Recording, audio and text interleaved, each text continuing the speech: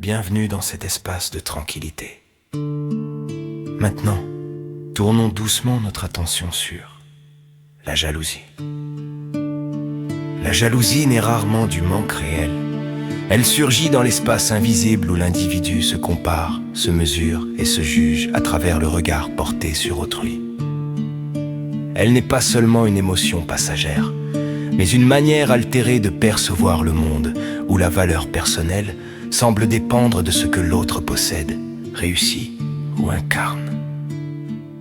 Comprendre la jalousie, c'est interroger la fragilité du regard que nous portons sur nous-mêmes.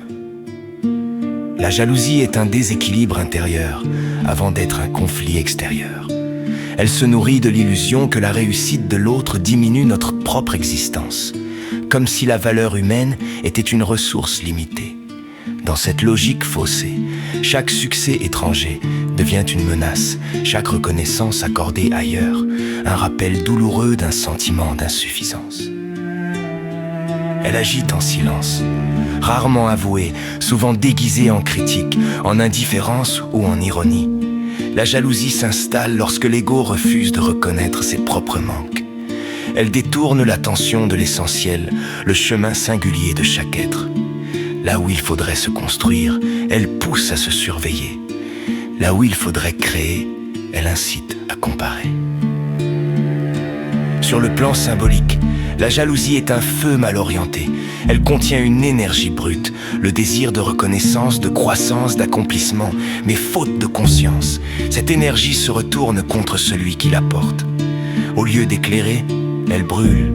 Au lieu d'élever, elle ronge. Celui qui vit sous l'emprise de la jalousie n'est jamais en paix, car il vit ailleurs que dans sa propre vie. Il habite les succès des autres, leurs avantages supposés, leurs chemins visibles, oubliant que toute existence comporte des zones d'ombre, des luttes invisibles et des sacrifices silencieux. La jalousie rétrécit la perception et enferme l'âme dans une comparaison perpétuelle. La dépasser ne consiste pas à nier l'émotion, mais à l'éduquer. Cela demande un retour à soi, une lucidité courageuse, reconnaître ce que l'on désire réellement. Accepter ses limites actuelles et transformer l'envie en impulsion créatrice. Là où la jalousie observe, la sagesse agit. Là où elle accuse, la conscience apprend. La jalousie disparaît lorsque l'individu cesse de se définir par rapport à l'autre et commence à se mesurer à lui-même.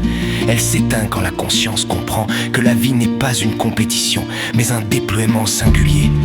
En retrouvant la fidélité à son propre chemin, l'être se libère de la comparaison stérile et transforme l'envie en croissance. Car la véritable richesse n'est pas ce que l'autre possède, mais ce que chacun devient.